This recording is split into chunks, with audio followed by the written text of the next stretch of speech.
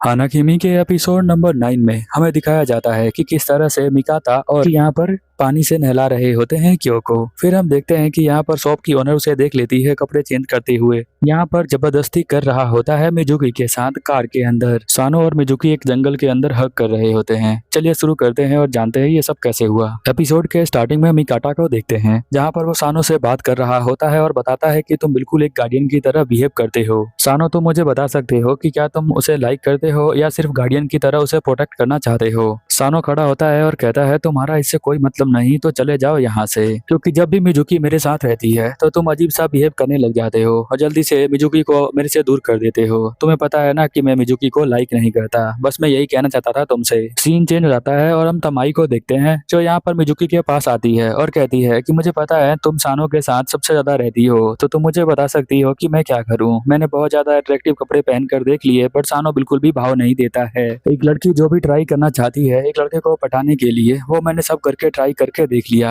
तो तुम मुझे बता सकती हो कि अब मैं क्या करूं। वो कहती है कि मैं क्या ही बताऊं। वो हंसने लग जाती है और सोचती है कि वो तमाई की कोई हेल्प नहीं कर सकती है। फिर वो जब बर्तन धो रही होती है तो सोच रही होती है कि अगर मैं सानो से मिलती लड़की बनकर तो क्या होता। अगर मैं सानो से लड़की बनकर मिलती तो वो मुझे रिजेक्ट कर देता या नहीं करता, वो सोच रही होती है। और वो एकदम से हंसने लग जाती है और कहती है कि तमाई भी ना। तमाई ने बहुत चाहा कि वो अपने लव को बता पाए यहाँ पर सानो के आगे, बट उसने जो है बिल्कुल भी एक्सेप्ट नहीं किया। नट्सुके को देखते हैं जो मिजाकी के साथ यहाँ पर उसकी हेल्प करा रहा होता है। तब हम देखते हैं कि वो दोनों जब अंदर आते हैं तो यहाँ काजारुका आता है और कहता है कि क्या तुम इस बेबी को संभाल सकते हो, क्योंकि आज मेरा डेट है। वो लड़की बहुत ज्यादा सुंदर है तो मैं जो हूँ उसे छोड़ नहीं सकता हूँ, तो प्लीज तुम इसे संभाल लो। और वो अपने छोटी बहन क्यू को यहाँ पर मिजाकी के हाथों में दे देता है और वो यहाँ से चला जाता है। अब मिजाकी जो होती है उसे नहला रही होती है और वो बहुत ज्यादा खुश होती है। तभी हम देखते हैं मिटाका यहाँ पर आ जाता है और वो भी कहता है कि तुम्हें पता है हम इसे अपने हाथों से वाटर गन बना सकते हैं। वो भी उसके साथ खेलने का ट्राई कर रहा होता है।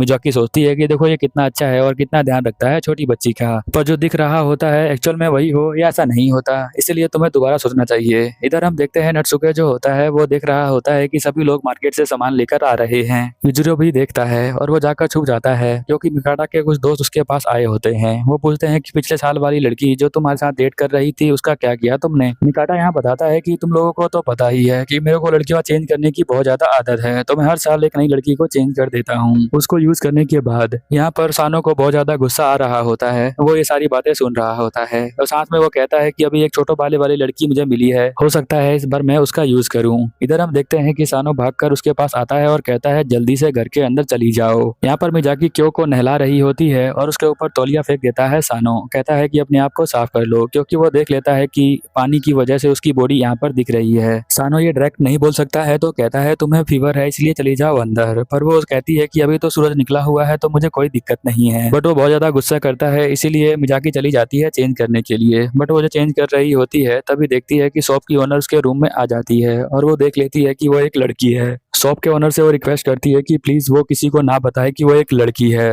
तो वो कहती है तुम डरो मत, तुम मुझे बता सकती हो पूरी कहानी की तुम ऐसा यहाँ पर क्यों रहती हो। यहाँ पर मिजुकी अपने लव के बारे में बताती है कि किस तरह से वो यहाँ सानो से प्यार करती है, उसके लिए ही वो लड़का बनकर उसके स्कूल में आई है। यहाँ पर शॉप की ओनर कहती है कि तुम्हें ध्यान रखना चाहिए, तुम्हें जो है अपने घर पर वापस जाना चाहिए, तुम्हारे पेरेंट्स भी तुम्हारी चिंता कर रहे होंगे। अगर मैं तुम्हारी माँ की तरह तुमसे बात करूँ तो मैं यही कहूंगी। अगर तुम सुनना चाहती हो कि मैं एक औरत के तौर पर क्या बोलूँ तो मैं कहूंगी कि तुम्हारी बॉडी किसी कुछ दिन पर दिन चेंज होगी। आज तो ये तुम्हारा पैर तुम्हें बचा लेता है, तुम्हारा बेल्ट तुम्हारे चेस्ट को छुपा लेता है, बट कुछ दिनों बाद तुम्हारी चेस्ट बड़ी हो जाएगी। जब तुम उससे छुपा नहीं पाओगी तो चीजें जो होती हैं वो चेंज हो जाती है। इसीलिए एपिसोड का नाम है थिंग्स कैन बी चेंज। अब यहाँ पर वो जो बात बोल रही होती है वो मिजुकी के समझ में आ जाती है, क्योंकि वो भी समझ रही होती है कि दिन पर दिन उसकी चेस्ट जो है वो बड़ी होती जा रही है, जिसे वो अपने बेल्ट से बांध कर छुपा नहीं सकती। शॉप की ओनर कहती है कि अगर तुम्हें किसी भी तरह की कोई भी प्रॉब्लम हो तो तुम मेरे पास आ सकती हो और मुझे बता सकती हो, मैं तुम्हारी प्रॉब्लम को सॉल्व करने में तुम्हारी हेल्प ही करूंगी। चलो मुझे कपड़े धोने जाना है, अगर तुम्हें किसी तरह का कपड़े की जरूरत हो तो तुम मुझे बता सकती हो, मैं वो तुम्हारे लिए कपड़े लेकर आ जाऊंगी, तुम वो पहन सकती हो। या फिर कोई भी गर्ल्स प्रॉब्लम हो तो तुम बता सकती हो। मिजुकी यहाँ पर पूछती है कि अब मैं कंफर्म समझो ना कि आप ये बात को किसी को नहीं बताएंगी, वैसे डॉक्टर को भी पता है ये बात के बारे में। तो वो कहती है कि नहीं, मैं ये बात किसी को नहीं बताऊंगी, तुम चिंता मत करो, बस तुम इस बात पर ध्यान रखो कि तुम्हारी बॉडी हमेशा ऐसी नहीं रहने वाली है, वो कुछ दिनों बाद अपने आप चेंज हो जाएगी। जब तुम कुछ भी छुपा नहीं पाओगी तो ध्यान रखो उस बात का। मिजुकी सोचती है कि रात में उठकर वो सानो को सब कुछ बताए। वो उससे पूछती है कि सानो तुम सो गए हो क्या? सानो कहता है कि नहीं, मैं सुन रहा हूँ। क्या मिकाटा ने कुछ किया है तुम्हारे साथ जो तुम मुझे बताना चाहती हो? वो कहती है कि नहीं, कुछ नहीं किया है उसने मेरे साथ। सानो कहता है कि बताओ फिर तुम्हें क्या बोलना है, बट वो यहाँ बता नहीं पाती क्योंकि उसे डर लग रहा होता है कि वो कैसे बताए कि वो उससे प्यार करती है, और साथ में ये भी कि वो एक लड़की है। पर सानो को पहले से ही पता होता है कि यहाँ पर मिजुकी एक लड़की है जो लड़के की तरह बनकर उसके साथ रहती है। सानो कहता है कि दिन पर दिन तुम नटसुके की तरह बनती जा रही हो, तुम अपने चीजों को थोड़ा चेंज कर लो। तो वो ये सुनकर मुस्कुराती है और दोनों सो जाते हैं। सोते वक्त मिजुकी यहाँ पर सोच रही होती है कि जिस तरह से वो अभी है, यानी सानो के साथ जो अभी उसका बिहेवियर है, जिस तरह से वो बातें करते हैं, वो इस चीज को कंटिन्यू रखना चाहती है, उसे इस चीज में मजा आ रहा है। तो कहीं ना कहीं मिजुकी ये भी नहीं चाहती कि मैं उन चीजों को चेंज करूं। अगले दिन हम देखते हैं कि टेबल पे एक काजारुका आता है और सानो से कहता है कि तुम्हें उस लड़के का कुछ करना पड़ेगा। वो लड़का कुछ ज्यादा ही आसपास घूमता रहता है मिजुकी के, जैसे कि आपने पिछले एपिसोड देखे होंगे जहाँ पर सानो ने मना किया था मिजुकी को मिकाटा के पास जाने से,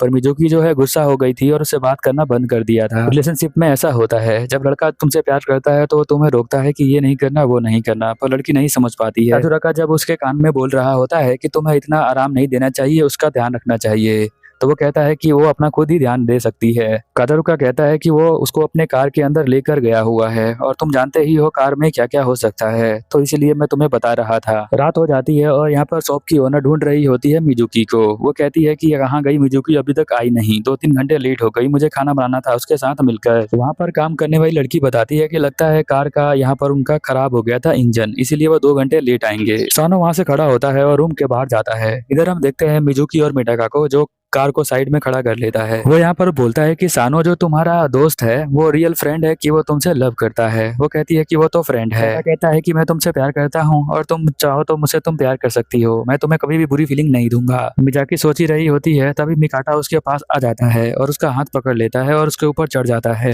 शायद इसीलिए कहा गया है कि लड़कियों को भी स्ट्रॉन्ग होना चाहिए, और आप लोगों को लगता है कि आप स्ट्रॉन्ग बनोगी तो लड़कों की तरह दिखोगी, बट ऐसा है नहीं। मिजुकी डर जाती है, तभी सानो यहाँ पर आता है, गाड़ी को खोलता है और उसके मुंह पर एक पंच मारता है। यहाँ पर मिजुकी जो होती है बहुत ज्यादा घबरा जाती है और जंगल की तरफ भागना स्टार्ट कर देती है। वो रो रही होती है भागते हुए। यहाँ पर हम देखते हैं सानो उसके पीछे भागता है। सानो जब उसे रोकने का ट्राई करता है तो वो बोलती है मैं बहुत ज्यादा डर लग रहा है मुझे मुझे तुम अकेला छोड़ दो। वो उसे आता है और उसके हक कर लेता है। थोड़ी देर बाद हम देखते हैं कि यहाँ पर अंधेरा हो जाता है। वो अपनी गोद में उठाकर उसे ले जा रहा होता है। उसे वो हक करके समझाता है कि वो उसे हमेशा प्रोटेक्ट रखेगा, तो उसे डरने की कोई जरूरत नहीं है। इसलिए अब वो वहाँ पर सो जाती है उसके पीठ पर। सानो को जल्दी से यहाँ पर घर जाना होता है वापस, तो वो ध्यान नहीं देता कि वो एक गड्ढे के पास है, बट वो यहीं पर फिसल जाता है नीचे। नीचे गिरने के बाद मिजुकी यहाँ पर सो जाती है। जब वो सपने में देखती है कि किस तरह से उसका मिटाका हाथ पकड़ रहा है तो वो एकदम से जग जाती है। सानो उसके सामने होता है तो उसे याद आता है कि सानो उसकी हेल्प करने के लिए आया था, जिसने मिटाका को एक मुक्का मारा था और उसको भगा दिया था दूर।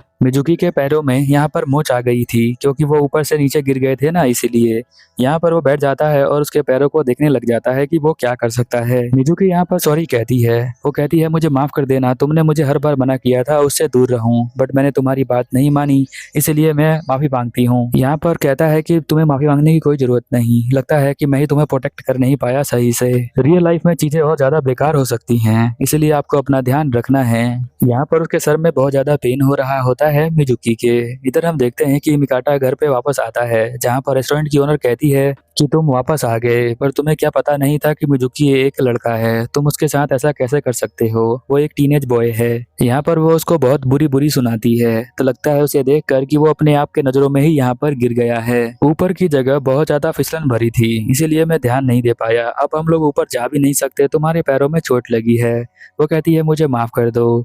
फिर वो कहता है कि कोई बात नहीं, चोट लगी है तो हम यहीं पर वेट कर लेते हैं। कोई ना कोई हमारी हेल्प करने के लिए जरूर हमारे पास आएगा। मिजुकी यहाँ पर सोच रही होती है कि वो लड़का है सभी के नजरों में, तो लड़के के साथ इतना बुरा हो सकता है तो लड़की के बारे में तो सोच ही नहीं सकते कि कितना बुरा हो सकता है। यहाँ पर वो सानो को कहती है कि एक लड़के के साथ इस तरह से बिहेव किया उस मिकाटा ने, बहुत अजीब लगता है ये सब देखकर, घिनौना है। वो कहता है कोई बात नहीं, इसमें तुम्हारी कोई भी गलती नहीं है। सानो जब उसके सर पर हाथ रखता है तो उसे रियलाइज होता है कि उसका सर बहुत ज्यादा गर्म है, यानी उसकी बॉडी को बुखार आ गया है। रेस्टोरेंट के अंदर हम लोग देखते हैं कि सभी लोग यहाँ पर वेट कर रहे होते हैं सुबह होने का। शॉप की ओनर कहती है कि हमें सुबह होने का वेट करना पड़ेगा, तभी हम पुलिस वालों की हेल्प ले सकते हैं या जंगल में जाकर कोई हेल्प कर सकता है। नट्सुके उनकी बात नहीं मानता और कमरे से बाहर निकल जाता है। सानो हेल्प लेने के लिए मिजुकी को छोड़कर जा रहा होता है। मिजुकी उसका शर्ट पकड़ लेती है और कहती है कि प्लीज मुझे छोड़कर मत जाओ। वो मिजुकी को बताता है कि हमें ऊपर जाने के लिए क्लाइंब करना पड़ेगा।